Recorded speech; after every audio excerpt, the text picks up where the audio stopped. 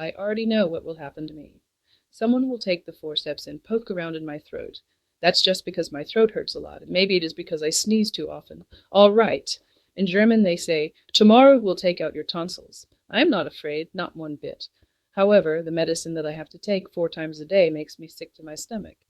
But I will always be with you, my dear diary. You heard correctly. I already call you my dear diary, even if I started writing only an hour ago.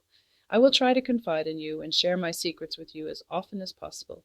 You must not be angry, though, if I am busy sometimes. May 5th, 1940.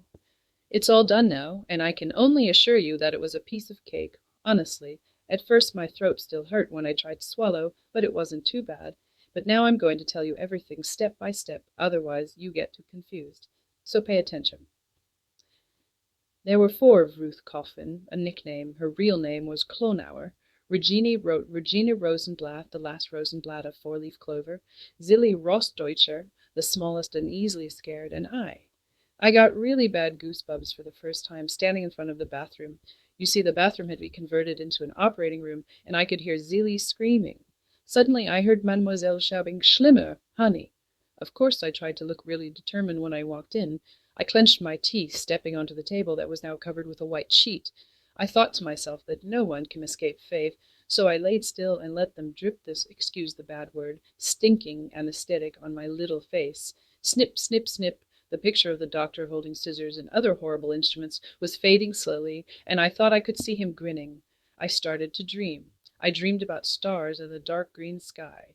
The stars were laughing about me because I shivered a little bit. When I woke up, I was told to spit.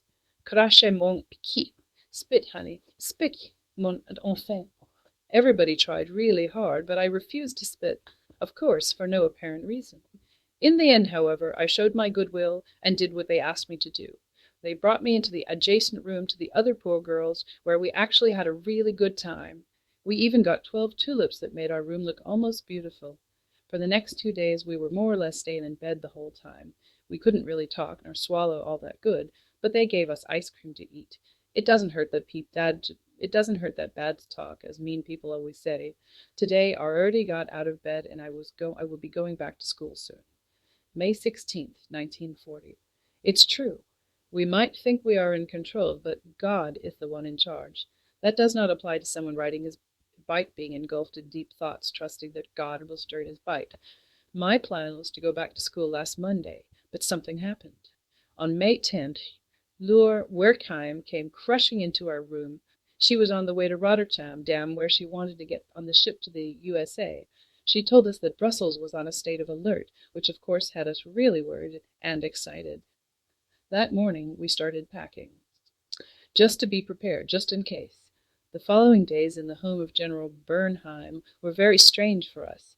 There were many airstrikes. Unfortunately, they happened mainly at night. We had to hide in the bunker where the air was really awesome. Overall, it was actually quite amusing. On May 15th, we finally got the message we had all been longing for. We would escape Belgium with the help of Harnisch Fire. Great news! We could barely grasp our luck. We were told to take only the things we would really need. Of course, we ended up taking as much stuff as we could carry.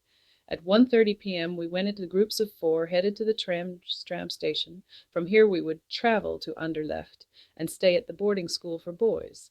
So we all started to walk down the street, each one of us carrying our most precious Amdur's things. For the last time we would see the white castle-like building that we called home for the past year. Some of us stayed here even longer. It was like a second home to us, where we shared our sorrows and our happiness with the 36 other children. None of us shed a tear.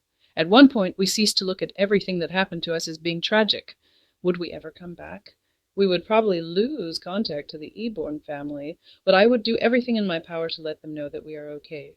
It makes it difficult to write. So here I am, sitting on a cargo train and waiting for it to stop shaking so much. It makes it difficult to write. We are 30 people in this compartment. I am sure that this train was used to transport bulls, cows, pigs, etc. at one point. At least I left their odor as a souvenir. At night, we sleep on blankets. I slept well for the past 2 nights. During the day, we sit at the small window with our legs hanging out and enjoy the scenery. We are in France. Really, we are in France. Not in my wildest dreams did I think that one day I would be attempting to escape in a cargo train traveling along the coast of the North Sea. We have passed the beautiful seaports of Calais, Boulogne, and Rouen, cities that make France so wonderful, not just because they are beautiful, but also because of the people who live there. They are incredibly nice to us. Nurses from the Red Cross bring us food and drinks and make sure that we are all right. We just arrived at Le Havre. I actually had a different picture in mind thinking about this famous city. But what do I know? I don't know the city at all. Until now, I see a mountainous and fertile country, lovely small houses. Unfortunately, I have to say that the children are nice but dirty, even dirtier than we are. English and French soldiers are everywhere. But the further we travel, the more it seems that the war, that has not really begun at this point, seems further and further away. The mood is getting better. We sing a few French songs. People who see us shout, "Vive la Belgique!" and we respond, "Vive la France!" Both sides are satisfied. Usually, I lean out the small window to my left. I can see heads with black, brown, and blonde hair leaning out the compartments that are also decorated next to us. Of course, we greet each other again. No one knows where we will end up, but no one worries about it either. It is simply a journey into the blue distance. The train starts rolling again. I will continue to write at the next stop. Maybe I will take a nap. May 17th, 1940. Another day has passed. The train keeps rolling. This constant rattle brings us closer and closer to our destination. On May 18th, the train finally stops. We are in Villefranche. People are coming out of almost 50 trains. Some are from the low proletariat with 8 to 10 children that seem to have a good time to bother fellow travelers. Some elderly people look worried, scared, not knowing what the future has in store for them. My heart sinks. Do we have to spend the rest of our lives with these people? Will we always be surrounded by screaming kids? I know everything will be all right. We get off the train. First of all, the Homme Général Bernheim forms a group, followed by the boys of Homme Speyer. A group of auxiliaries, among them many nice girls, from Villefranche, leads us to City Hall. City Hall is a single yellow-painted hall that's just big enough for us 100 children. Nice ladies bring us tea, coffee, water, milk, chocolate, and other food. Right from the start, I get the impression that the French had to be extremely kind people. We are told that we might be staying in a beautiful castle, whose owners were away at the time. Of course we are delighted. A castle just like the one we got in Zouan. Everybody was so happy when we finally got on that long-awaited bus. After half an hour, the bus stopped in front of a simple 2-story farmhouse that looked more like a tenement house. We were in the small village, Zérère. We were all really confused. This deteriorating house is our dream castle with a large canal and a large garden and a canal to swim in. The first disappointment, but it won't last long. Soon enough, we knew our way around the house. There is enough space for 100 children. We sleep in the hay, not too hard, not too soft. At least you don't wake up all too achy. The evenings are very nice. The bigger ones sometimes meet somewhere and start talking about politics, sing, or play. For us, it is a nice change at the end of a hard day, when it is time for bed, or better time for, hey, we are still talking. Now is the time we start to whisper. It's time to share the news of the day, until we fall asleep. Supposedly, there are people who snore. Unfortunately, some of those creatures live among us as well. These creatures might be nice people during the day, but at night, that's my opinion, I find them pretty obnoxious. In order not to offend anyone, I won't mention any names. I think it is time to describe the order of a day, otherwise no one knows what I am talking about. Usually, Madame Léa wakes up with Debout, Le Mort. I personally wait for the others to be dressed before I get out of bed. Afterwards, we go to the dining hall for breakfast. Unfortunately, we are not allowed to speak during the meals, but we got used to it. After breakfast, that consists of coffee and bread, we return to our rooms to make the beds. Today, we have to build new beds. We received fresh hay yesterday, June 1st. Zérère, June 2nd, 1940. It is Sunday. The weather is beautiful, and I am in the mood to write. I have the maybe bad habit to observe a lot and then form my opinion. For example, I observed that ever since we left Zouan, the girls started to separate. They form cliques, etc. The close bond we once had seems to be gone. Who or what caused this split? Is it that the boys are around? Is it the new leadership? Or maybe it is caused by the new environment? I don't know yet. I believe that in times like this, we should all get closer together. Boys can be just as good friends as girls, at least I think so. Some say that's nonsense. There will always be some boys and girls alike who simply don't want to understand how serious things are right now, and who will try anything to make life a bit miserable for everyone else. Not with me, sorry. It has been 2 weeks since we got here. When I ask myself how I liked these past 2 weeks, I have to say, it certainly feels like 2 years, not 2 weeks. These days are horribly long, and most days we don't know what to do. I hope that this will change soon. One thing is for sure. Everybody tries to make life as comfortable as possible for us. The Comité de Réfactérement, a committee that provided food, clothing, etc., sends us a new surprise almost every day. One day it was a washing machine, another day clothes for those poor boys that had nothing, not even a pair of underwear to change. And then they target the girls, of course. They picked flags and clothes for themselves while we were carrying their food supply. I don't know, maybe this is the way it is supposed to be. We do laundry 5 days a week, rest on the 6th day. Laundry is at least some type of work where I don't fall asleep. We have to speak French. If Madame Lea hears us speak German, she'll ground us, and we have to stay in our roofs for 8 days. Not fun. I have to admit that we learn a lot by speaking French all day. I hope to learn to speak French perfectly and use it later somehow. Unfortunately, nobody here knows how long we will be staying, and if we are not too old by the time we may finally be able to leave to learn a job, everything is still uncertain. We moved into a different house where there is enough room for all the girls. The boys live in the house next to us, and the dining hall and the bathroom are in the house across from us. It sounds pretty nice. We have 3 houses. But what is it really like? We actually don't even have a common room. The worst thing for me is that I don't receive any mail, and we only get 1 postcard a month to write. Now that I write this, I receive a letter from Paris. It says that my parents were told through a contact in Romania where I am. I am relieved. My parents are still worried about me, but at least they know that I am safe. They even sent me 100 francs, but I am not allowed to keep those. They are for the greater good. The address in Romania is Madame Anne Koffler, Boulevard Regele Carol, N43, Cernali, Romania. I write this down so that I won't forget. Serrières, June 10th, 1940. Another week has passed.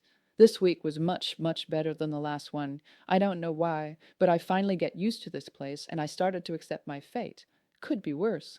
This horrible war that brings heartache to so many mothers, women, brides, and children, day after day, teaches me what it means to be safe, at least safe for now. I have to say for now because we are close to the Spanish border, and we don't know if Italy will join the war. Then they would possibly attack us from Spain. In that case, we would be completely trapped.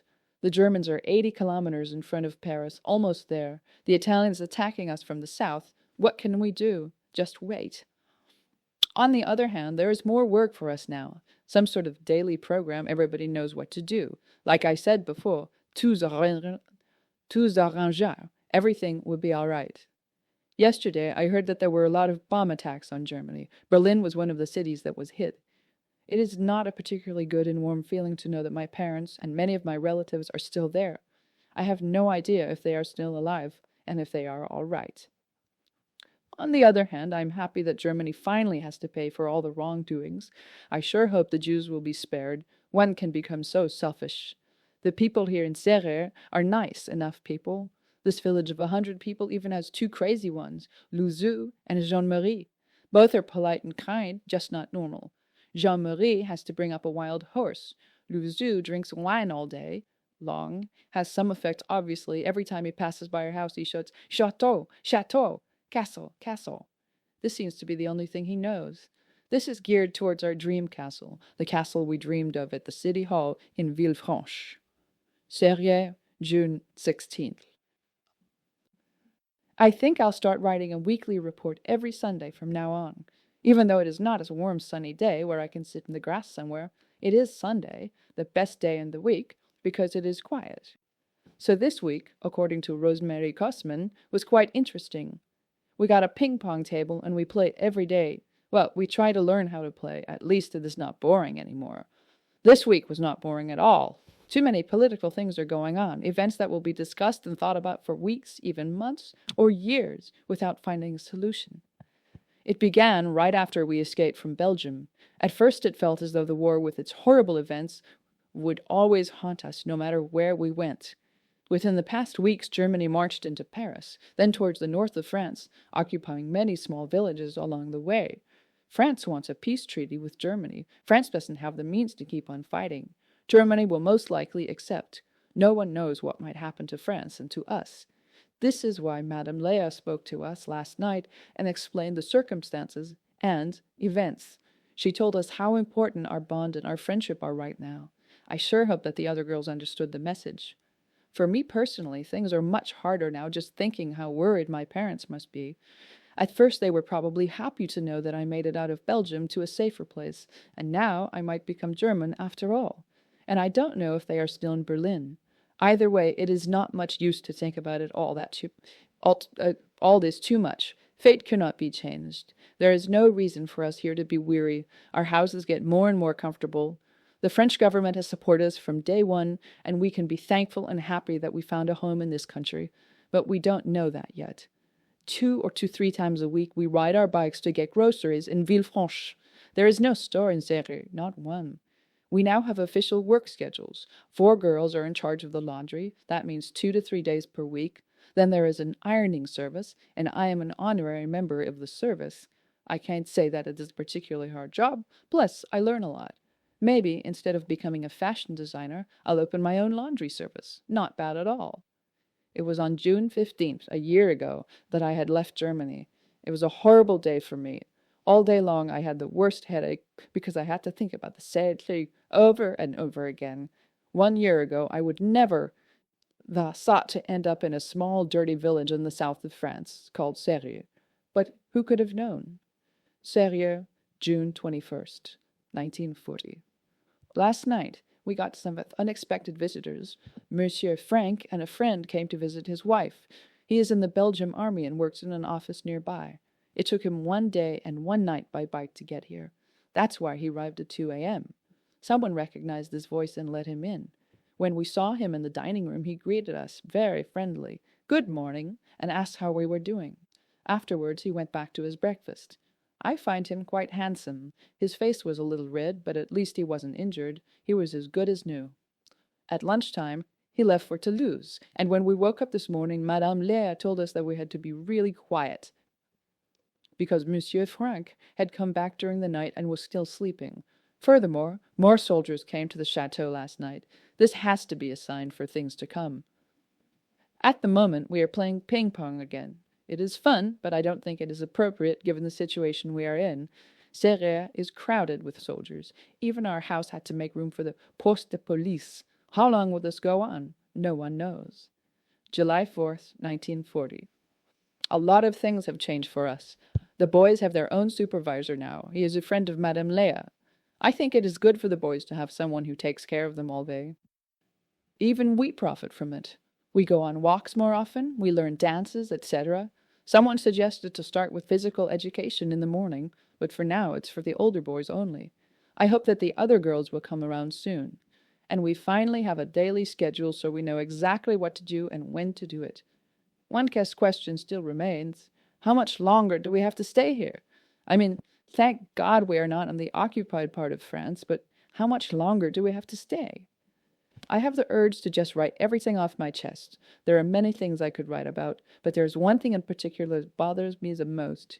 Maybe people still have breakfast in Serreux every morning, but where do people actually eat supper? It could happen so suddenly that we have to leave Serreux to go somewhere else. The most important part of friendship is trust. If you can't trust, it is not a true friendship.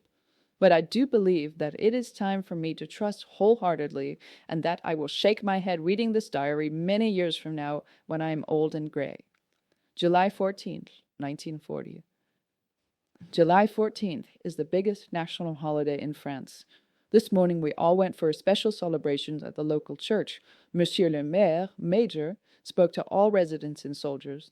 The orphanages were also present, and Uncle Gaspard thanked everyone for the hospitality the friends have shown us. He also mentioned that we, even though we are just immigrants, mourn with France and hope for a better future. Yesterday, we received a huge surprise. One of the boys, who was held in the concentration camp in St. Cyprien, which is in the Pyrenees, was released unexpectedly and arrived here safely. He is very happy to be here. August 4th, 1940. I didn't write a word for almost a month. I don't know what happened, but suddenly I didn't feel like writing anymore.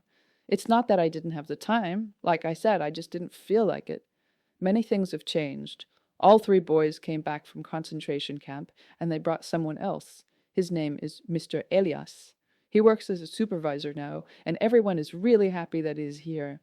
The soldiers have left yesterday, and Saint-Ré seems empty and deserted. It feels like those days in the past when it was just us and the 100 inhabitants that filled the streets with noise. Unfortunately, we had to say goodbye to 2 people we came to love very much. Madame Leah and Uncle Arthur left yesterday by car to return to Brussels. Anyway, life goes on here. We are all very sorry that they left, but there's nothing we can do about it. I received a couple of letters from my parents. I'm overjoyed that they are all right and that they may be able to leave for the USA soon.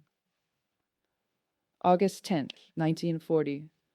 These days are very important for our future.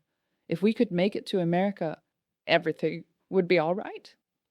In America, those children who don't have relatives to go to could help the others to eat properly. Either way, we are all waiting for a big decision. It can't go on like this any longer. We still stick to our daily schedule. But there are many hours where we don't know what to do with ourselves. That's the time when we all worry about our future. August 20th, 1940. Maybe soon. That's what we hear everywhere in the house, in the yard, the kitchen. Maybe we will soon have our own farmhouse, or even better, our own colony close to Toulouse. The food situation has become worse every day, and we believe that the government will stop supporting us sooner or later. This means that we have to come up with our own plan. This also means that we have to earn money to survive on our own and start working, and we decided that it is time to give back to the French government and to start using the ground we live on. August 3rd. Our home was restructured. First of all, Mr. Frank is now the educator, since Monsieur Rouleau and Madame Leah departed. Other systems were changed as well. I asked myself if these new methods are better than before. However, life goes on. Many times the Red Cross provided clothes for us. We even received a lot of food recently, and today we received a Swiss cheese from Switzerland that weighs 30 kilograms. An American was in need for a blood transfusion. A Scottish man volunteered to donate blood. The first time the American gave him $50, the second time only $25. The third time the American merely shook his hand and thanked him. By the third time the American had too much Scottish blood in him. People say that the Scottish are cheap. I knew a homeowner who was Scottish. He was too cheap to get a watchdog. He preferred to go out 3 times a night and bark himself. Salesman: the hat suits you wonderfully, sir. Customer: okay, but what do I do if my ears get tired?